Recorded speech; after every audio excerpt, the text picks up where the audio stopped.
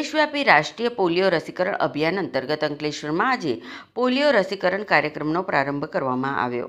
આરોગ્ય વિભાગ દ્વારા શહેર અને જીઆઈડીસી વિસ્તારમાં મળી કુલ 70 જેટલા બૂથ ઊભા કરવામાં આવ્યા અને 280 જેટલા કર્મચારીઓ પોલિયો રસીકરણની કામગીરીમાં જોડાયા હતા। આરોગ્ય વિભાગ દ્વારા જીઆઈડીસીમાં આવેલા ગોલ્ડન પોઈન્ટ તેમજ શહેરની ગોયા બજાર શાળામાં અભિયાનનું ઉદ્ઘાટન કરાયું હતું। કાર્યક્રમમાં બાળકોના નિષ્ણાત તબીબ ડૉક્ટર સતીશ ગુપ્તા અને પાલિકાના દંડક ભાવેશ કાયસ્થ ઉપસ્થિત રહ્યા હતા અને 0 થી 5 વર્ષ સુધીના બાળકોને પોલિયો રસીના 2 ટીપા પીવડાવી અભિયાનની શરૂઆત કરવામાં આવી હતી। બાળકોને પોલિયોથી સુરક્ષિત રાખવાના ઉદ્દેશ્ય સાથે આયોજિત આ અભિયાનમાં મોટી સંખ્યામાં વાલીઓએ પોતાના બાળકોને રસી અપાવવા હાજરી આપી હતી। આરોગ્ય અધિકારીઓએ તમામ વાલીઓને પોતાના 5 વર્ષથી ઓછી ઉંમરના બાળકોને પોલિયો રસી જરૂર અપાવવા અપીલ કરી હતી। આ અભિયાન દ્વારા એક પણ બાળક પોલિયો રસીથી વંચિત ન રહે તે માટે આરોગ્ય વિભાગ સઘન કામગીરી કરી રહ્યું છે।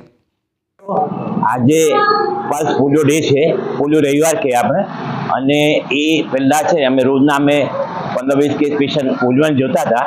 એને 25 રોટી લોકોએ રોટીના ઇન્ટરનેશનલ ક્રમમાં એની 100મી વર્ષગાંઠ હતી ત્યારે કે ગુજરાતને કંઈ ભેટ આપવા માટે કંઈક વિચાર્યો। તો એ લોકો વિચાર્યું કે પોલિયો ઇરેડિકેશન કરીએ તો એનાથી મોટી ભેટ કોઈ હોઈ નહીં શકે ને, એટલે ત્યાં એ લોકો મિટિંગ થઈ અને એવું આપણે બીડો ઉઠાવ્યો કે આખા વર્લ્ડમાંથી પોલિયો નાબૂદ કરવો।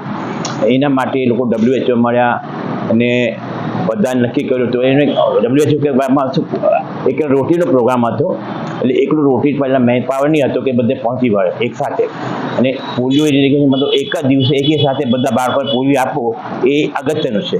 આજે કાલે આપ્યું તો એ નહીં ચાલે, એટલે આ પ્રોગ્રામ આજથી આખા દુનિયામાં આપણે ઇન્ડિયામાં બી બધે દરેક જગ્યા।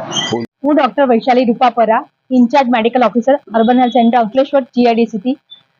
આજ રોજ રાષ્ટ્રીય પલ્સ પોલિયો અભિયાન અંતર્ગત આજે તમામ જીઆઈડીસી વિસ્તાર તેમજ શહેરી વિસ્તારમાં 0 થી 5 વર્ષના તમામ બાળકોને પોલિયોના 2 ટીપા આપવામાં આવશે, જેથી બાળકો પોલિયો રહિત થઈ જાય અને એમને પોલિયોનો ચેપ ન લાગે। તો મારી તમામ જનતાને વિનંતી છે કે આજ રોજ 0 થી 5 વર્ષના તમામ બાળકોને પોલિયોના 2 ટીપા પીવડાવે।